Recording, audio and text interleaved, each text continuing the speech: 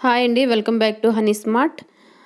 ఈరోజు నేను పోస్ట్ చేస్తున్న వీడియో ఏంటి అంటే, సత్యనారాయణమూర్తి స్వామి వ్రతం అనేది మేము ఇంట్లో చేసుకుంటున్నామని చెప్పాను కదా! ఇది ఆహ్, లాస్ట్ వీడియోగా నేను పార్ట్ 1 వీడియోగా ఇంట్లో శంకుస్థాపన చేస్తున్న వీడియో ఒకటి పోస్ట్ చేశాను. ఆ వీడియో కూడా చాలా బాగా అందరూ ఆదరించినందుకు thank you so much. Next ఇదొచ్చేసి పార్ట్ 2గా నేను పోస్ట్ చేద్దాం అనుకుంటున్నది. సత్యనారాయణ స్వామి వ్రతం వచ్చేసి పోస్ట్ చేస్తున్నాను.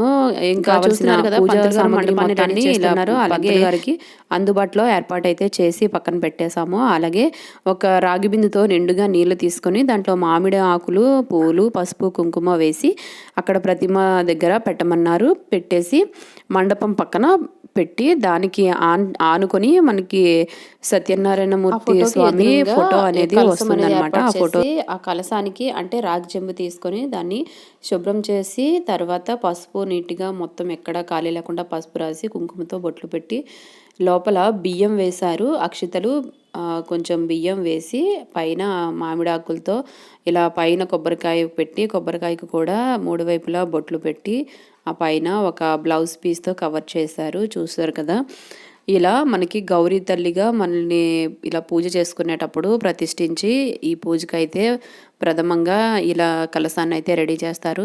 సో పూజ స్టార్ట్ అవుతుంది. పూజ స్టార్ట్ చేసే ముందు పెద్దలతో మొత్తం అక్కడ ఉన్న వాళ్ళందరికీ ఫస్ట్ బొట్టు అయితే పెట్టుకోమని చెప్పారు. మా అత్తమ్మ అందరికీ కుంకుమతో బొట్టు పెట్టేసి నెక్స్ట్ ఒక కొబ్బరి బొండం తీసుకున్నారు. కొబ్బరి బొండంతో మనకి సత్యనారాయణమూర్తి స్వామిని ప్రతిష్ఠించిన తర్వాత అంటే ఆవాహనం చేసిన తర్వాత మొత్తం ఒక్కొక్కటిగా ఒక్కొక్క ఆకుతో ఆకు చెక్క తెలుసు కదండి, అలా రెండు ఆకు చెక్కలతో తాంబూలం ఇస్తూ ఒక్కొక్క దేవతామూర్తుల్ని ప్రతిష్ఠించి ప్రాణప్రతిష్ఠ చేస్తూ ఉంటారు.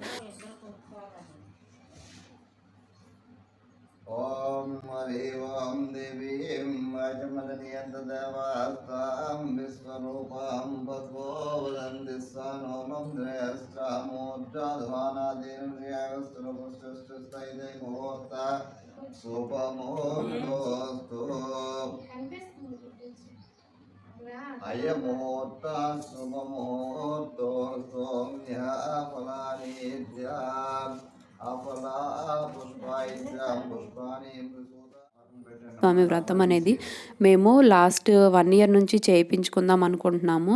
బట్ మా ఇంట్లో ఉన్న పరిస్థితుల వల్ల మేమైతే అసలు చేయించుకోవడానికి వీలు కాక చేయించుకోవట్లేదు. అంటే ఏం లేదండి, మా మామయ్య గారికి కరోనా టైంలో కొంచెం కాలు అనేది ఫ్రాక్చర్ అయ్యింది. ఆ తర్వాత అనుకున్నాము చేయించుకుందాము అని చెప్పి. ఆ తర్వాత నుంచి 1 బై 1 అలా ఏదో జరుగుతూనే ఉంది.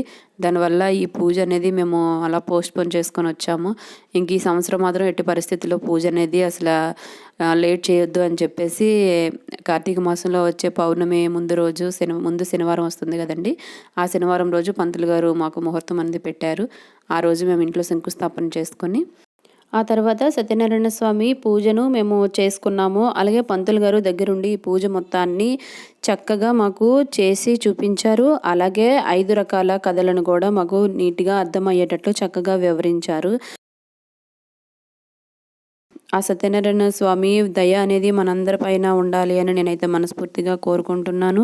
అలాగే ఈ వీడియో మీకు నచ్చింది అనుకుంటున్నాను. మరిన్ని మంచి వీడియోస్ కోసం మన ఛానల్ తప్పకుండా సబ్స్క్రైబ్ చేసుకోండి. Thank you so much. మరొక మంచి వీడియోతో మళ్ళీ కలుద్దాం. Thank you all.